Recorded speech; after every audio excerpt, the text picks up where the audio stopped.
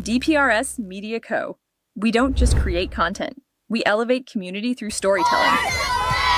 Now, we're proud to introduce the newest addition to the family. Welcome to Youth Sports Mastery, the podcast where champions are shaped, not just on the field, but in life. Hosted by the doorman himself, Craig LeBlanc, and National Academy of Athletics founder Aaron Locks. Youth Sports Mastery dives deep into how youth sports can empower kids, strengthen communities, and build leaders. From coaching culture to recreation strategy, and from player development to parent impact, every episode brings game-ready insight from the people making it happen. Youth Sports Mastery goes live every Thursday at 1:30 p.m. Eastern Standard Time. Only on the Daily Parks and Rec Show, sponsored by National Academy of Athletics and powered by DPRS Media Co. This is where purpose meets play.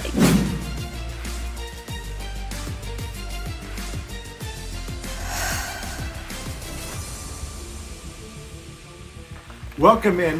Man, oh man, here we go. This is our third episode of the Youth Sports Mastery, and I'm fired up today, not only to be co-hosting with Craig again. Craig, I mean, just all the work your team does and everything. Thank you for what you do, not just on this particular show or this episode, but everything you're doing. It's amazing to me, and I think those of the Parks and Rec professionals. By the way, thank you guys for the feedback I'm getting. My phone's been blowing up already, Craig. They're excited to see the show even when we get on the morning. So I appreciate what you're doing for that. So we're excited to talk about everything youth sports in the recreation space and have conversations with like my good buddy. I'm going to introduce in a second. Like to say, surround yourself with really smart people and listen to them, and good things happen in life, right?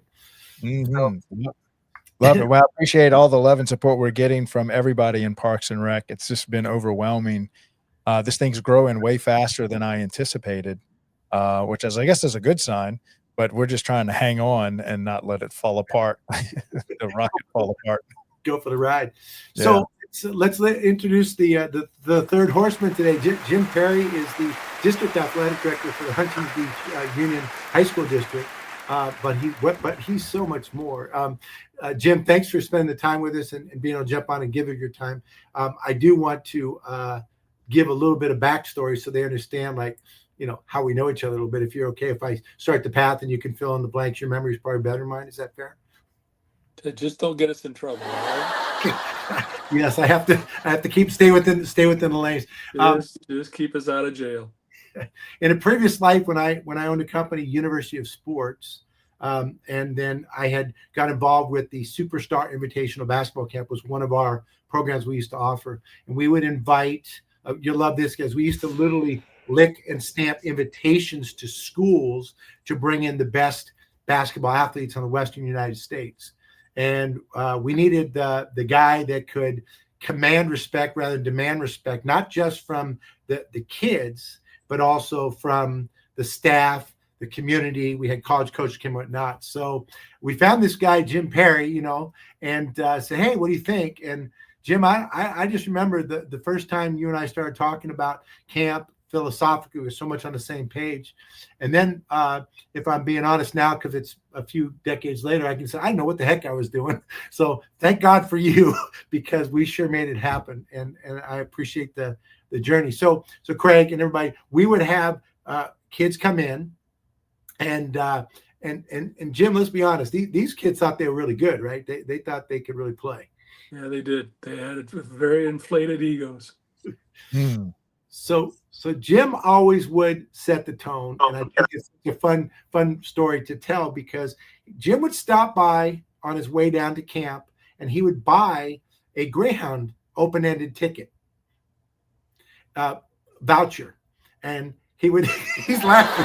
I'll tell the story to this way. These are sleeping kids coming from all over to camp, and Jim would get up and say, look, now we want you to have a good experience, but I'm going to tell you right now, here's the rules of what's going on, and I have an open-ended Greyhound bus ticket right here, so you want to mess with me, you will be on the first Hound home. Is that right? Is that how you said it? Pretty close. You were paying attention. Yeah, I was one of the guys that was listening in the room. But let me tell you, Craig, what's great is philosophy is what you permit, you promote. and we didn't permit things to happen. And it was a great experience for over 2.5 decades of just really, putting that together and making that happen. So I'm excited today, Jim, to get you involved with this, with the topic of youth sports, which is near and dear to our heart. And as soon as I mentioned you're coming on, I had people texting me from all over. So I'm excited for this. So if you're good with, let's jump in. How in the heck did you become an athletic director? And I'd love for the audience to kind of hear, I know your story, but give kind of where it all started from playing and what you've done, and don't leave anything out, man. Let us know what's happening here. Tell us a little bit. Wow. I'll make it as quick and as brief as possible. My dad was a high school coach, college athletic director. My mom was in education. After playing having the great fortune to be part of the basketball program at USC, I got a coaching job right out of high school, and my mentor was one of the legends of high school basketball in California, a guy named Ed Gorgon at Crescenta Valley High School. And then I spent 3 years as an assistant at the University of Utah, and saw young coaches not getting head coaching jobs because they'd never been head coach anywhere. So the opportunity came up to be the head coach at La Quinta High School in California, Westminster, California, where I had gone to high school in that school district, not that school. And I told him, I don't want to do it. And I said, here's a list of 10 things that I need. And one of them was athletic director, because I didn't want to work for a football coach that screwed up basketball. We know how that goes. So if there's something wrong, I wanted to make sure I was the reason it went wrong.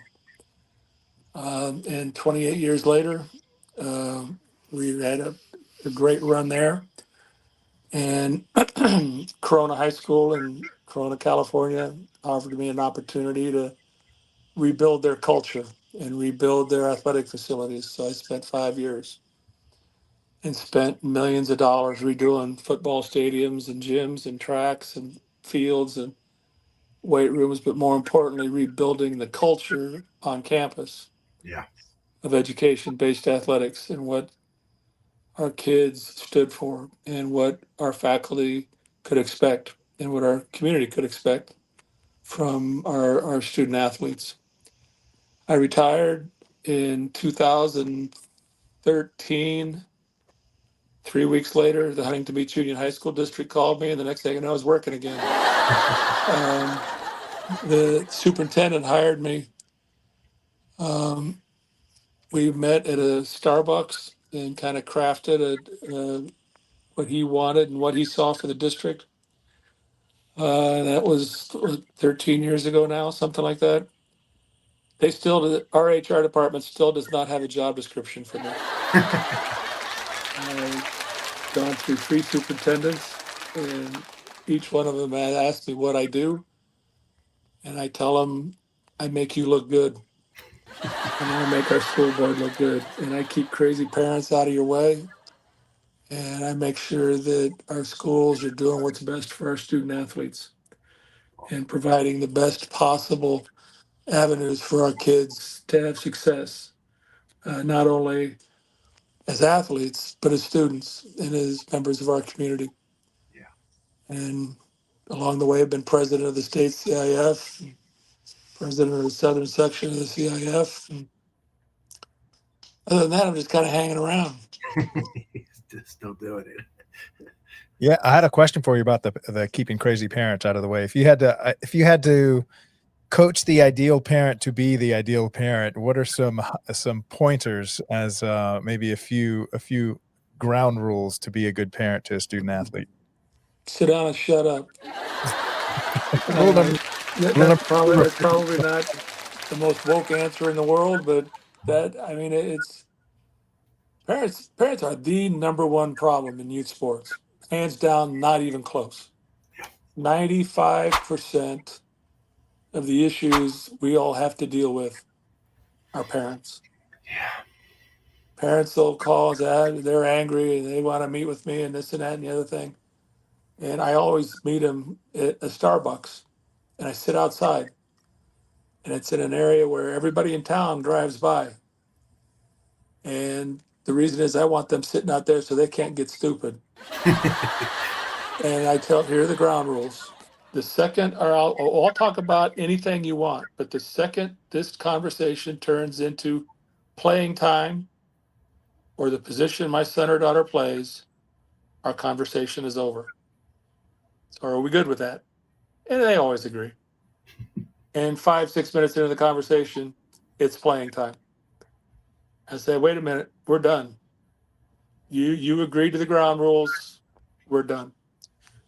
And we usually work things out and usually take care of things, and they realize that their kids are playing the position they should play, and they're playing as much as they should play. So the problem is kids and parents in this day and age are told from the very beginning how good they are. And parents are writing checks to coaches so those coaches will tell them how good they are.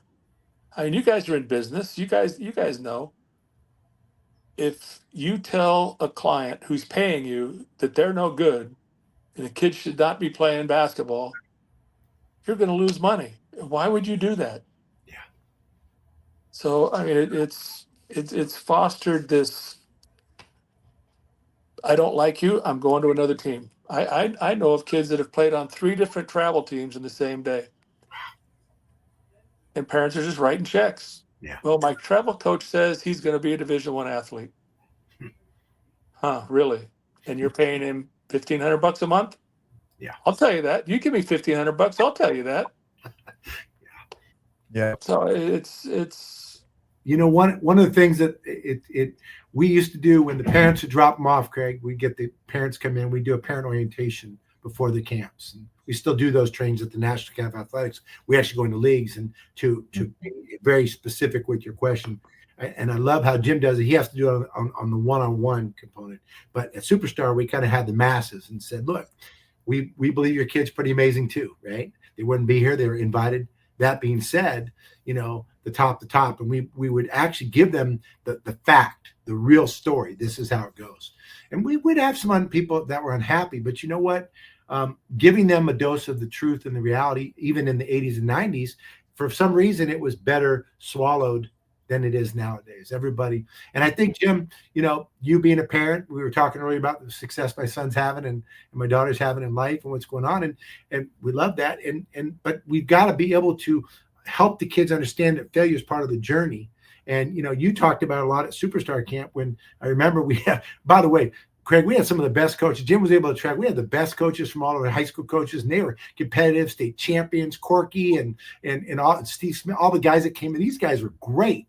But they also had a no BS clause in their contract when they coached for us. They weren't putting up with stuff with these kids. You know what I mean? So it was really a cool environment that they were able and allowed, sometimes maybe not as softly as I would appreciate it, to give the kids the honest truth, you know? Mm-hmm. And I think getting back to the parent component, the truth is not being told, right? Mm-hmm. To your point, it's being sold.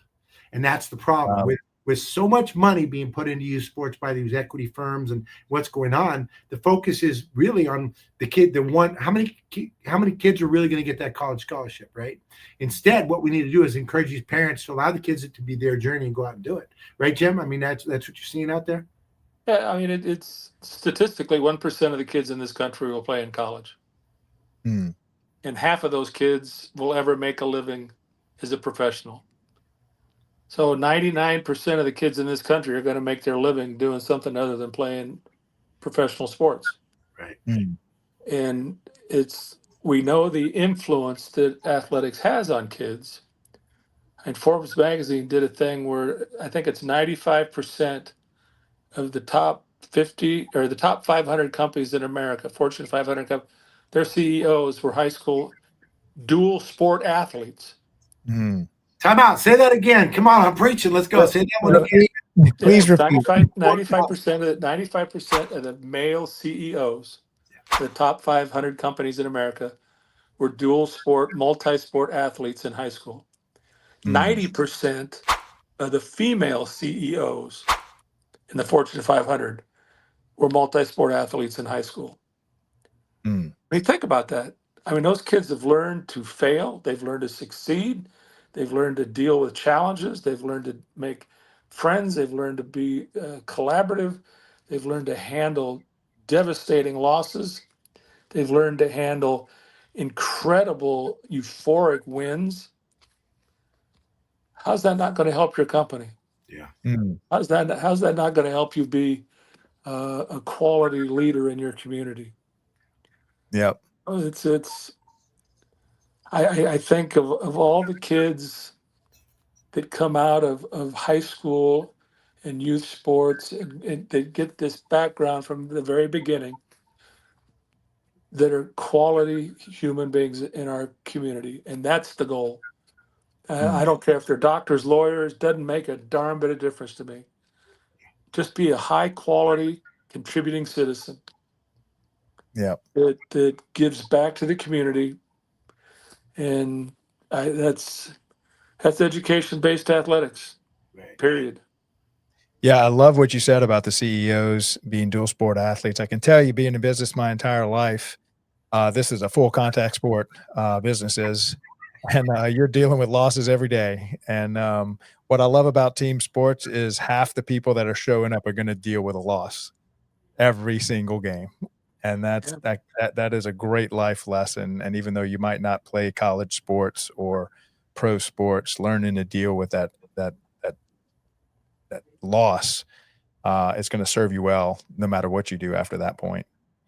You know, when you think about the kids that play at the younger ages, because it used to be for the love of the game, truly, they were playing in the rec leagues and they were playing in camps and clinics. I'm a camp guy, I know, but it's so important because that's where you learn to fall in love with whatever it is. And I know it's not as safe as when, us old guys, so to speak, used to get out on the street and play until the street light come on. I understand that. But rec sports is designed to let these kids figure out what they really love and what they can be good at. Jim, I wanted to switch a little bit to the idea because you're dealing with high school athletes, right? So that's that next, not the top yet, although you got some amazing athletes, like I get it, and your teams are very competitive. But let's talk about the NIL. Name, image, likeness. For those that don't know, they shifted, so now high school students can get a check, right? And college students can get a check for their name, their image, and their likeness. I'm wondering if you could give me a little bit for everybody just to kind of share. I got my own thoughts on it. Craig, you might as well. But give me a little bit about how you think that's either helping or not for the development and involvement in sports. You can speak to it. I know lots of different levels, but primarily I'm just thinking of the high school student. But you got any insights on the NIL and where you're at on that? We've got some kids in our district that have got some NIL deals. They're not incredibly crazy, stupid, lucrative, but the rule is that you cannot have anything at all that designates your school Okay. or in any way, shape, or form. You can't have a uniform, a hat. You can't be in a picture that has the gym in the background with the name of the school on it, or in a stadium where it's on the end zone. It has to be totally, completely devoid of your school. Okay. And there's some instances where some high school kids have been offered 7 figures to make sure that they end up at a certain college or university. Mm. And how do you control that? Yeah. The horse is out of the barn now. Yeah. Right. I mean, when you see the NIL payrolls of some of these major universities, and people are wondering why kids are changing from school to school. That has nothing to do with that being happy. Yeah. It has to do with a pay raise. Yeah. Mm. Period. I mean, that's it. And back in the day when we kind of started, there were certain schools that had shoe contracts, Right. and they were able to give kids in their program a pair of shoes and a sweatsuit and a bag. Kids would go, I want to go to that school. Yeah. So it's been going on a long time. Yeah. Mm. just kind of under a different name. Right. And same thing's true in the youth sport thing. And I see these youth sport teams, they got 15 sets of uniforms. Yeah. I know those aren't free. Yeah. Right. Somebody's paying for them. Yeah. So I hate it. I think it's really a detriment to kids. But it's there. So we're going to educate our kids to do the right thing. Yeah. And we're going to educate particularly our parents. Yeah. To do the right thing.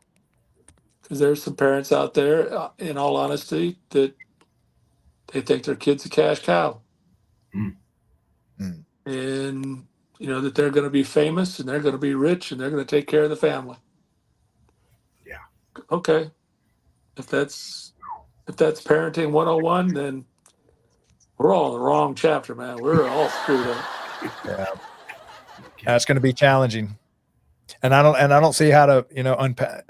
How do you put that toothpaste back in the tube once it's out? I don't know how to back. All you can do is teach them what it tastes like.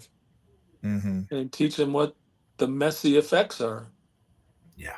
And is that what you want for your child?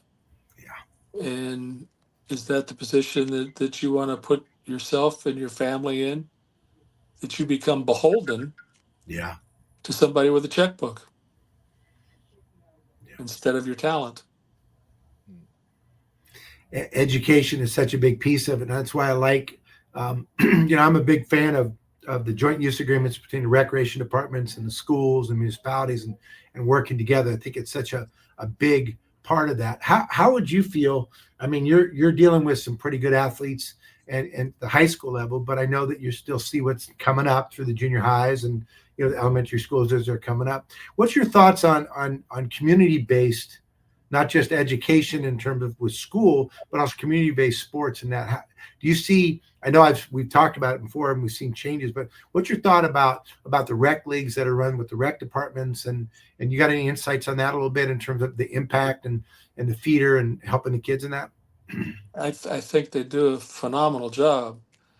I think the issue is, are they competitive with the professional travel team world?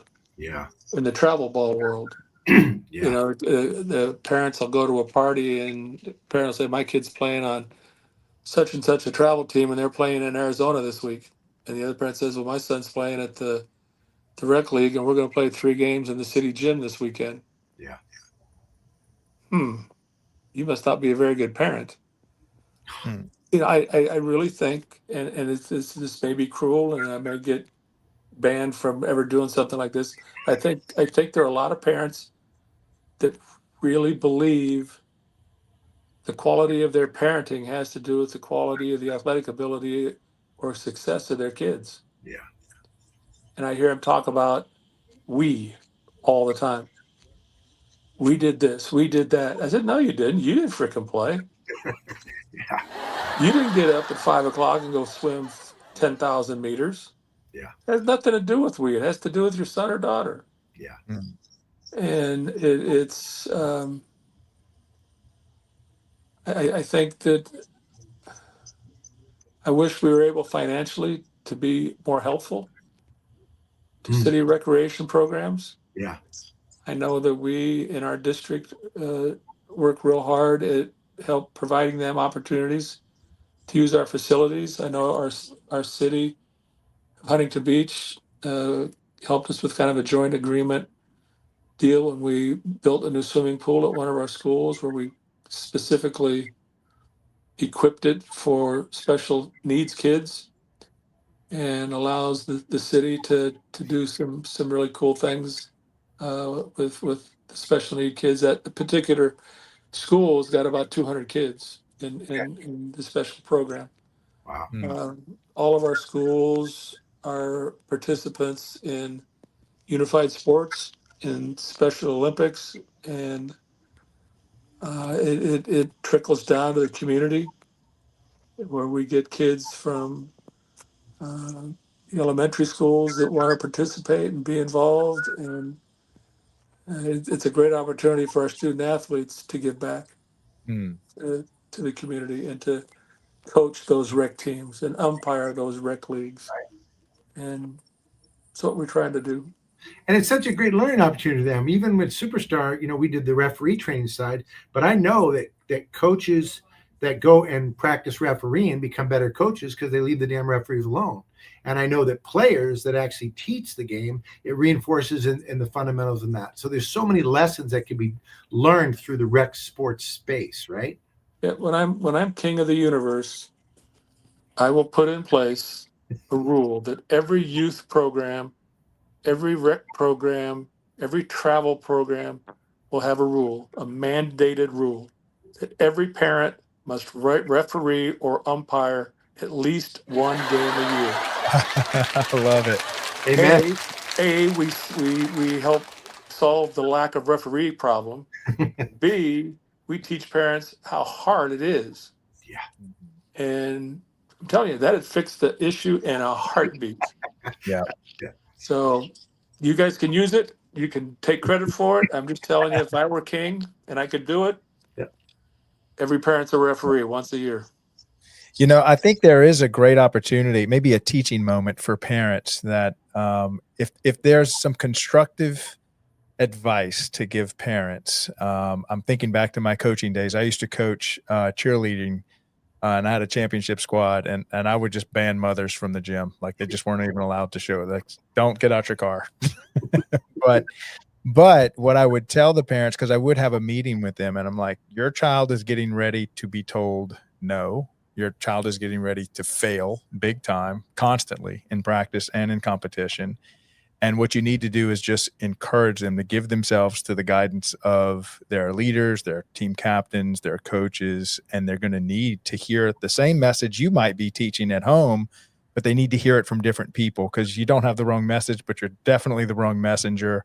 Yeah. And I think that's the big takeaway for parents is you should have your children learn from other people, people that are pushing a team, and let them learn to be a part of that team. And don't come save them. Like, let them endure it.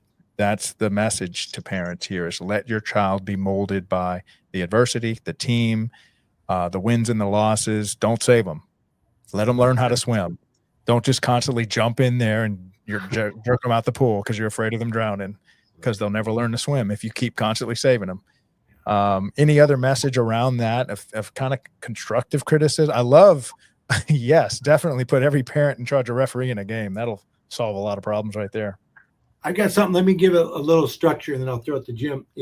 At the NASCAP Athletics, when we run a league, we have the parent orientation, and we basically give them how to communicate. Because look, here's the deal. If I'm bringing my daughter to you, Jim, and you're going to coach my daughter, I'm watching you. I need to know that I can trust you, and right. So that's part on the coaches, but on the parents, I have to trust the process, right? So there's ways to communicate. One is that we don't talk when you try to talk to a rec sports coach or coach right before the game, they're herding cats. They're trying to get things organized. That's not a good time. During the game as well, right? The other one is after the game, right? In terms of that. So you got to find the right time. It's not that you can't communicate with the coach. It's how you say, when you say it is really important, as well as what you say. So that's one. Two, which I think is really valuable, we like to use the word like-minded. So if I got a kid playing right field, and I think he's got a great arm and he's really good, and the ball's hit to right field, and then someone's rounding the bases, and I'm yelling, throw it home, because I think they should throw it home. And Jim's coaching my kids saying, hit the cutoff, right? Well, now my kid's got to make a decision between the coach that's supposed to know what's going on and the parent that feeds him. Parents, we got to stop doing that. We got to trust the process, listen to the coach, and reinforce what they say. If you reinforce what the coaches say and you get on the same page and you're like-minded, you're going to give your kid a fighting chance, right? Yeah. And that's the way to go. The other one, to your point, which I think is really important, is, to me, I taught mine, and I remember Jim had it. You taught all those kids at Superstar. I remember that they go up and they thank the coach for their time every single day, because showing respect. We used to have respect for military, police, fire, Mr. Johnson down the street, immediate. Nowadays, everybody feels like that it's got to be earned. You know what? If Jim's want to go out there recreationally and volunteer to coach my kid, because I'm not going to do it, he's going to do it. Or if he's high school, whatever the case is, then we need to show them the respect from the get. That means the kids got to do it, the parents got to do it. If we do that, I think we got a fighting chance. Is that fair, Jim? Oh yeah, we tell our coaches all the time that that the public has entrusted us with their most valued possession, and it must be treated as such. And we are entrusted to return them better than what we received them as. Now that may be some tough lessons. There's going to be some scrapes and bumps and bruises and some tears, and that's a good thing. If they don't have that coming back, we're not doing our job. We haven't put them in positions that have allowed them to become comfortable by being uncomfortable. And we haven't put them in a position to experience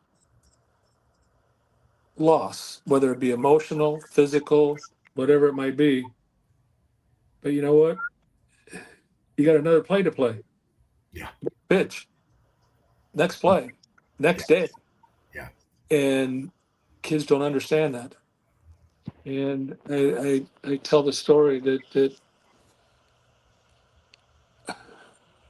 there's an emergency room at a hospital, and an emergency surgeon loses a patient. The devastation and the just heartache that must be for that particular surgeon. Yeah. 10 minutes later, they're going to roll somebody else in there. He's got to do it all over again. Yeah. What are they going to do now? How are they going to step? Is it, oh man, I screwed this up? Or is it, I learned, I'm better now. This one, not going to happen. Not on my watch. And it's just those lessons that we've give kids in your businesses. Yeah. You've had some tough days. Yeah. There have been some freaking tough days. But it's like, okay, what I learned, and how am I going to be better tomorrow? Yeah. Let's roll. Yeah. And so if we can do that for kids, whether it be at the rec level, the youth sport level, the high school level, that's what we're doing. Yeah. That's our job. I tell our coaches all the time that they will be remembered, they will be called coach for the rest of their lives. Same thing with the youth group coaches. Yeah. They will be called coach for the rest of their lives for one of two reasons. One is greatest experience ever, or worst experience ever. Wow. And I know it's happened to you, Aaron. It makes my wife nuts. We'll be someplace and a kid will come up, Coach, how you doing? Thanks for being, how's your family? How you been? Nah, nah, nah, nah, nah. It's so good to see him. And then they leave. And my wife goes, who was that? Don't know. Yeah. Kids don't do that to coaches they didn't like. Right. Yeah. Yeah. They seek out those coaches that made a impact in their life. Yeah.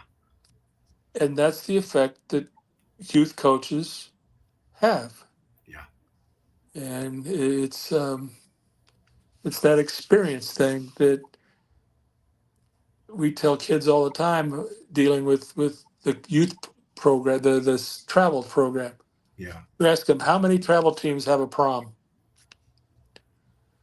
How many travel teams have a yearbook? Are you going to walk through graduation with that travel team? No. You're going to go to the prom with your high school kids. I was at a state playoff volleyball game on Saturday. They moved the game up because their prom was that night. Awesome. Halfway through the game, halfway through the match, half of the girls in the stands left because they had to go get their hair and faces done. Yeah. And as soon as the game was over, the guys were running in and were coming out in tuxedos. It was the fabulous thing. I love that. And they lost. And it was like, okay, we got to go to the prom next day. They got the priorities straight. Yeah, we got a date. We got dinner. Let's roll. And I'm thinking, they got it right. They got it right. They got it right. Yeah. So I mean, it's what we You know, do. keep things in perspective, and especially if you're a parent out there listening. I got a jersey behind me, Joe Montana, and I'm a Niner fan, of course. He told me a story again with Coach. When he had the conversation, and what I love what Joe is talking about is fail fast, fail forward. I think in athletics, Craig, you and I have talked about this before a little bit. There is no better way to learn these things. Joe's back there, and he gets sacked. Right, the face mask is sideways. There's mud in the mask. His jersey's a mess, and he's got 30 seconds to call the next play, so that doesn't happen again. Right, you know what I mean? And then he's got to make that play. That's fail fast, fail forward. Right, and gosh, if we can get kids to understand fail fast, fail forward in life, right? Then I think we give them a fighting chance when they go out there in the real world, where that's important, and understand that. Failure, Coach Woodens, right? Failure never becomes fatal till you blame somebody else. If you're a parent out there and your child is failing, let them experience failure. Let them own that a little bit. Let them marinate through that a little bit and learn from that, and then go forward. That's the piece of the puzzle, instead of, like you say, protecting them and all of that. Let them marinate a little bit. And you know what? They're going to come talk to you. It might be 5 minutes later, it might be an hour later, it might be the next morning, whatever it is. But man, that feeling of that and the ownership of that is so valuable to them, because then when they get out there and they fail in the real world, they're not feeling like they got to go back in and Jim, you and I are talking about it. Our kids are off our payroll. That's a good thing. You know what I mean? And that's because they learned how to fail and get themselves back up. They learn resiliency. I think maybe we use the example a lot of Tua Tagovailoa when he was at Alabama. Yeah. He didn't start the game. They're playing for a national title. He comes in at halftime. Second to the last play of the game. They're in field goal range. All they got to do is keep the ball there. He drops back and gets sacked. The TV announcers, worst decision in the history of college football. Worst decision. And they're just going on and on and on about what a horrible play that was. Well, like you said, he's getting up. He walks the line of scrimmage. He gets everybody together. He looks over. He gets a play. He checks out of the play. They snap the ball, throws a touchdown pass. Game ends, set, national champions. Announcers say, greatest play in the history of college football. So he in 15 seconds. You're right, yeah. He went from the worst play in college football to the best play in college football. And I think I'd have gone up in the press box and give those guys a piece of my mind. But I mean, to me, that's it. That's what we do right there. Yeah. Fail, next play. Get up, let's go. Yeah. And really, if you're looking, and I think the issue comes when, what's your objective? To win, or is your objective for the child to progress? And if your objective is for the child to progress, losses and adversity are more dense information. It's just a more information-rich environment. Because a lot of times I know, look, I've got some championships under my belt. I don't even know why I won. I can hardly remember the wins, but I remember the losses. And if I was responsible for the loss, I remember why we lost. And those stick with me to this day. And so I would, if I was a parent, don't steer from the losses, steer into them. And if your child's winning too much, he's on the wrong team. Get him on a team where he's getting hammered and he has to find that strength and he has to dig deep and they have to really struggle for the win. And those wins will mean something. Once they have the confidence to do so, right? Because I think what happens is everybody, hey, Jim, my kid's playing up. Well, they're never on the field, but they're on a championship team, right? So I agree, Craig, in terms of pushing them out there a little bit. I think that's very vital. But I think we really, especially, that's what's so great about rec sports, because they're going to play everything so much. They're getting these experiences. One of the things that's really important, again, if you're a parent out there, that drives me nuts is the post-game chat by the coach. That's a 15-minute conversation. The kids just live that thing. They're ready, right? They're ready to go and get, as soon as they get to the snack bar, they forgot that game, which is good, and then they can process it later. You're sitting out there talking, we're in the third inning, we should have done this and that. It just blows the experience. But let me just say this, parents. Right now, they say that 68% of kids quit playing sports after just 2 seasons. Number one reason, it's too much pressure to be successful, and it's not fun. So one of the things we have to do is let it be their experience, which means on the ride home, I got a good friend of mine that we'll get on the show. Great, you're going to love it. And when he talks about this, he says the ride home is the most important ride of their lives, because that ride home will make or break how the experience was. If you can do and allow them to have that journey be theirs, you know what? Let them choose a radio station and just not even get into it. They'll talk to you when they're ready. But if you go and rehash and go, my God, we practiced on how could you fail like that? They're feeling judged in a way that's going to force them to the 68%. Let it be their journey. I found for my kids, and they'll come up and talk about it later, and they'll break it down with you. So be careful what you say. It can and will be used against you. We've got all kinds of data that says that when surveyed, what is the worst part of your athletic experience, whether it be at the youth level or any level? What's the worst experience that you have? Overwhelmingly, the answer is the ride home with my parents. And we know for a fact that 75% of the kids in the United States are done with adult run or adult coached programs by the age of 13. And the two reasons: overbearing, out of control, whack job coaches, and overbearing, out of control, whack job parents. And, everybody goes, well, what do they do? I said, go to a skateboard park. It's full. I said, and who do you never see at a skateboard park? You never see parents? And raise your hand if you know a skateboard coach. Those kids are there. They're having the time of their life. They're just doing it. It's one of our school's surf team, 11 national championships. He makes the same amount of money as the head football coach. He didn't have to watch film. He didn't have to write practice plans. They meet at the beach. He says, go get him, fellas. He sits in a chair, watches them with binoculars. Nice ride. We'll proceed tomorrow. Good job. Craig, we're in the wrong business. How do you go get I want that job. I'm telling you. I'm already Googling where can I get a surfing coach job? Think about it. It's kids are gravitating to sports where when I'll tell you, when lacrosse started, kids went to lacrosse. Everybody couldn't figure out why everybody wanted to play lacrosse. It was simple. None of their parents had played, so their parents couldn't scream at them. Parents didn't know the rules. Parents didn't know how to play. And the kids just went and played. And I don't know if they still do it, but I think it was Chula Vista maybe years ago. Their city parks and rec thing had a parent-free Saturday once a month. Parents dropped them off and left.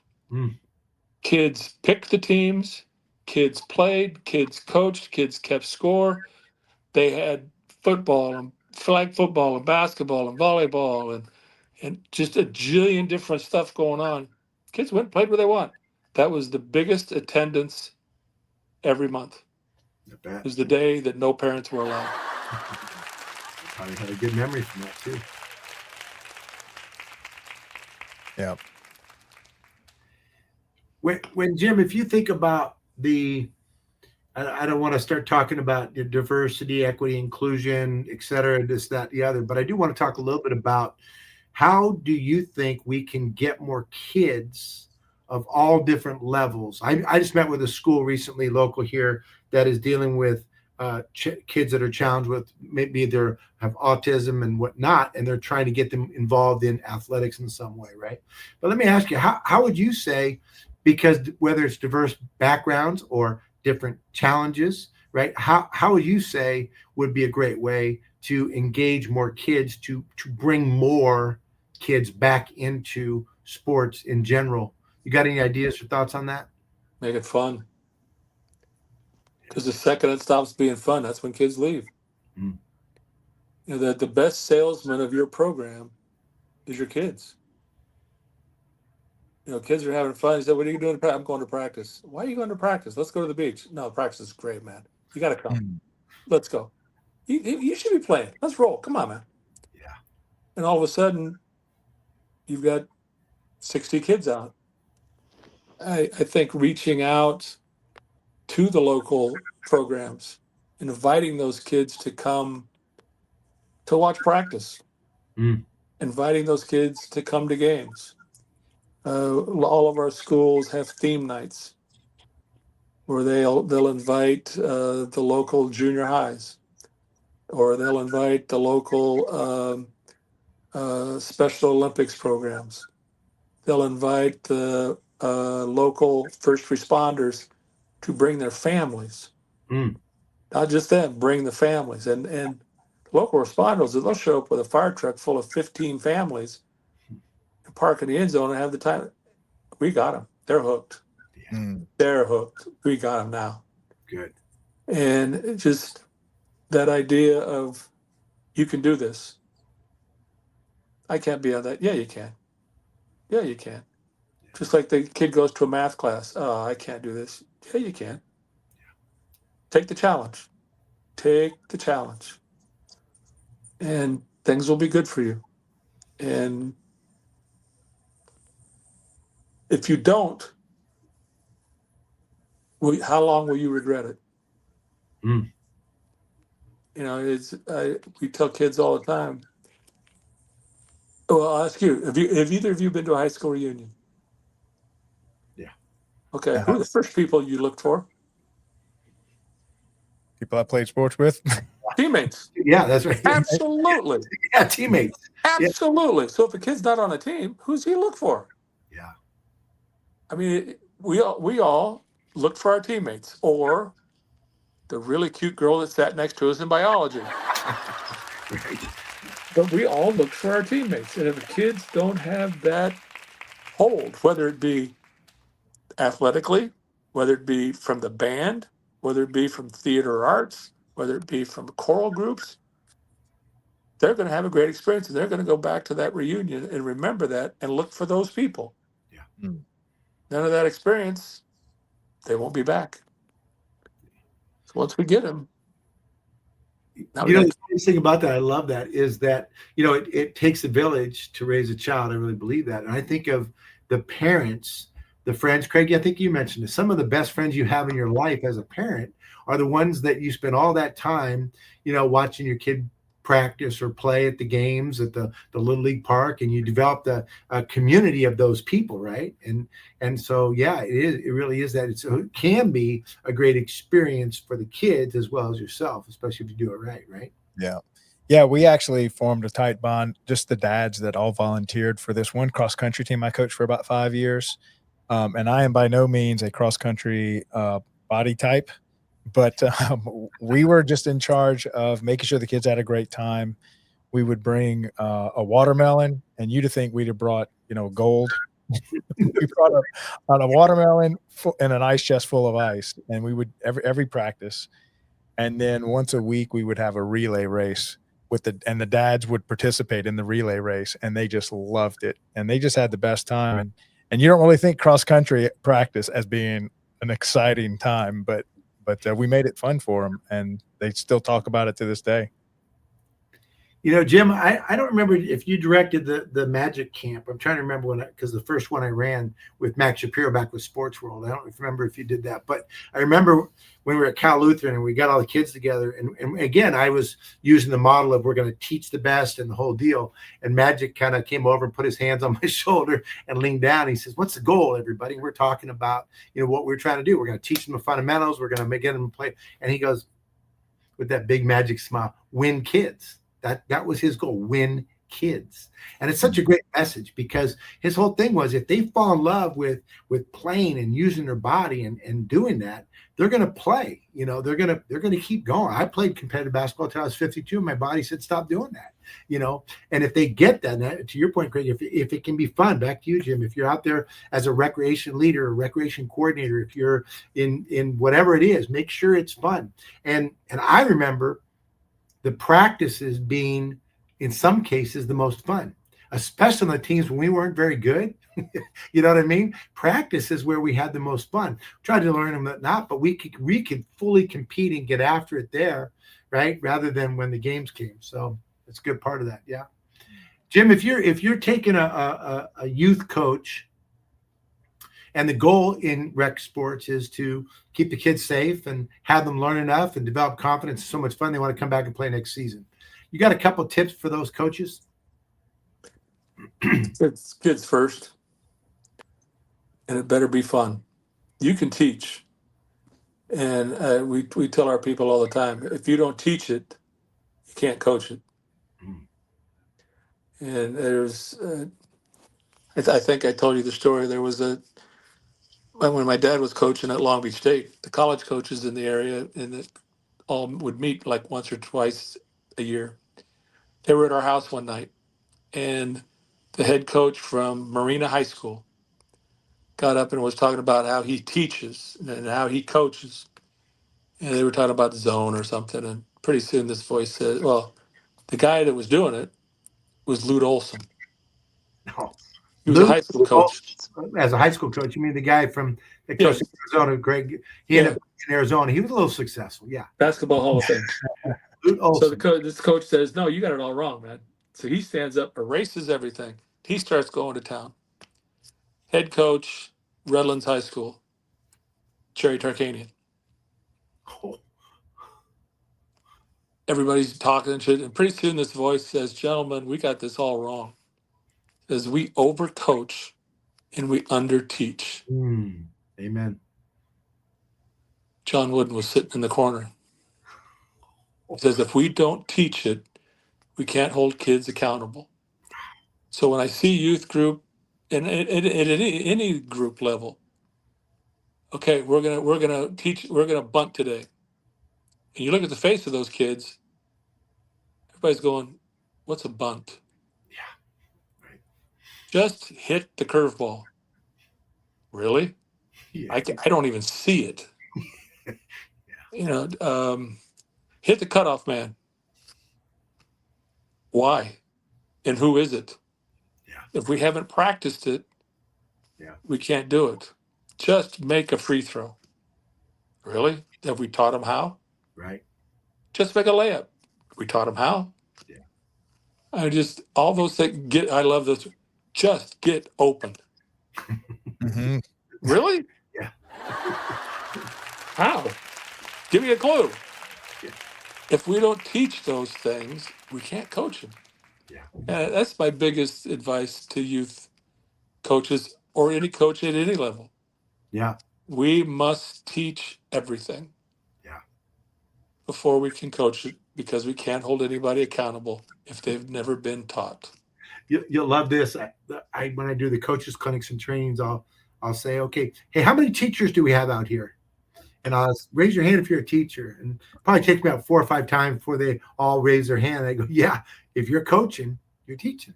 And you have to teach first. You have to understand, and you have to be able to teach first. Uncle Lute Olson in there. You had Tark. You had Coach. Bill Mulligan was there. A guy named Howie Lyons.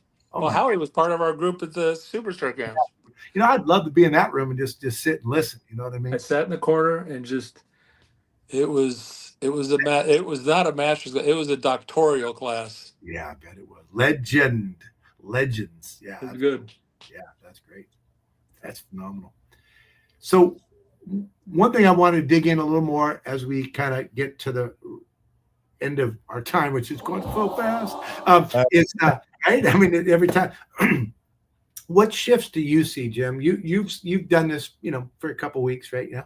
So what shifts are you seeing in the trends that, because I'm really big on trying to get the schools and the cities and the communities to work together to get the kids to re-engage. And it sounds like we're talking about, if you're going to coach, let's make sure we educate the coaches, right? National Capital Athletics, we certify coaches to work with the kids, right? That's a piece of this. Make sure not just that their background check, whatnot, and bully prevention, but they have a practice structure and they know the fundamentals and they've got the tools to do that, right?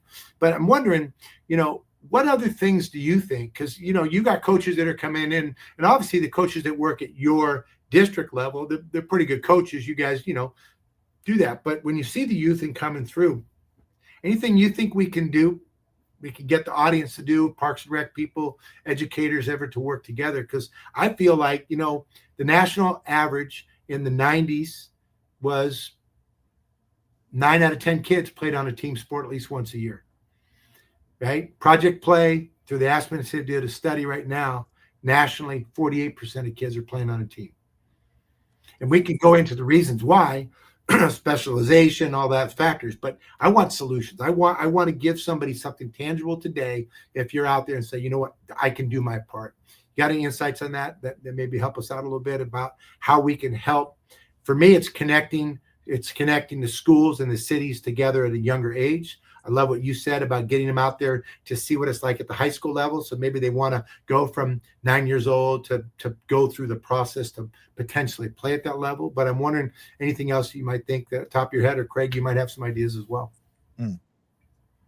I think the biggest thing is exposure and making the program so exciting and so inviting and so much fun that kids and parents think they're missing something if they're not involved.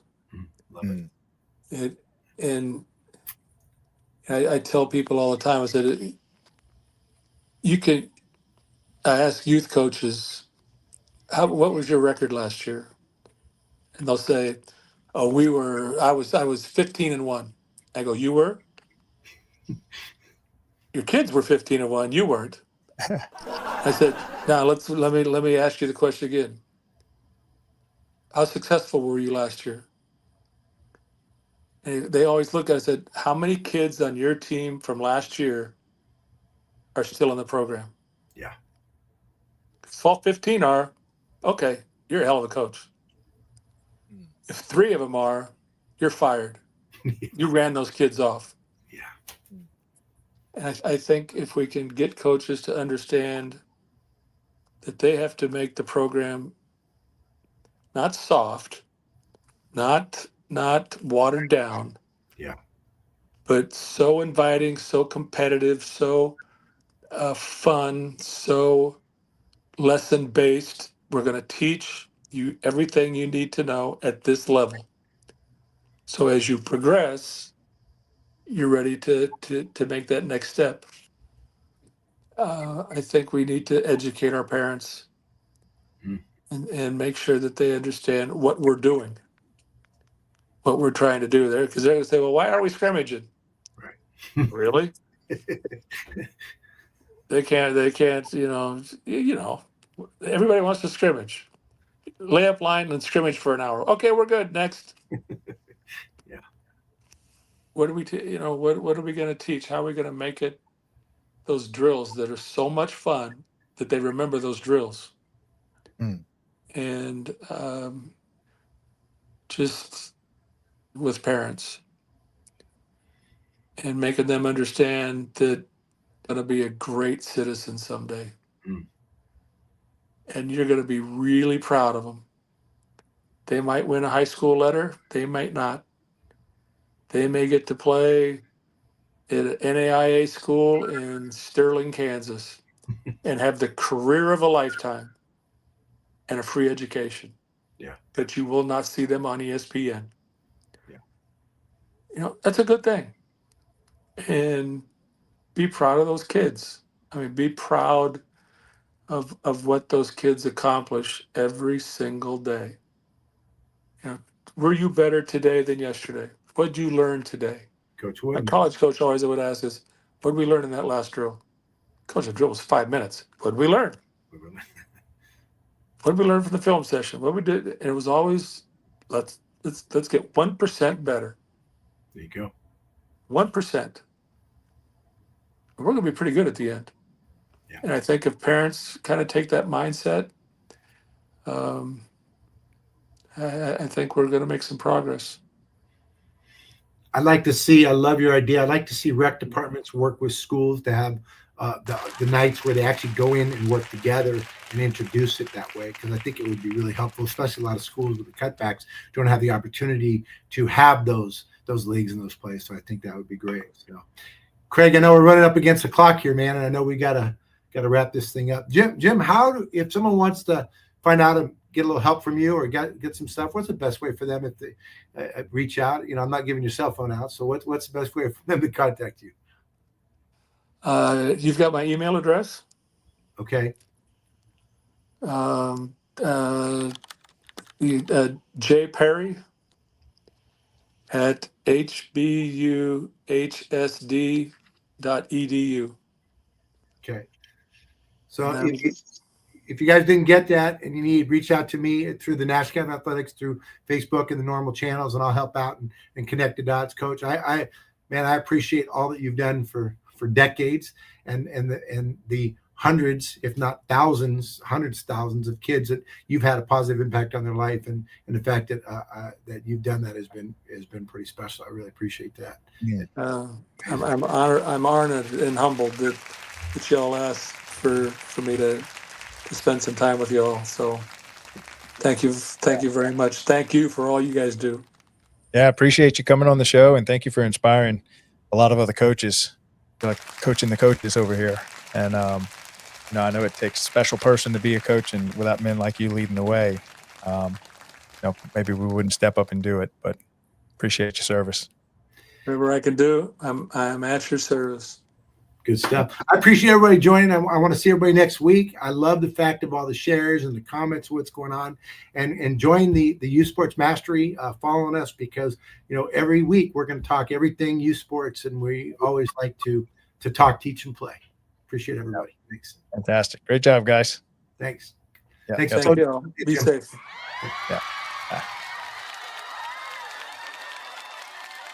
Essentially, the coordination and the mission and the collaboration of the curriculum that you're teaching the coaches. It's a mixture of everything that sets National Academy of Athletics apart from other franchises or other youth sports programs. We did our research, and we know what's out there. Whether we played it, we did it. We've done every league that you can think of. We've put them in every kind of camp you can think of. There is really nothing like this in our territory. And so the systems are 100% part of it. And you want to have a major impact on your community, we're the right franchise for you.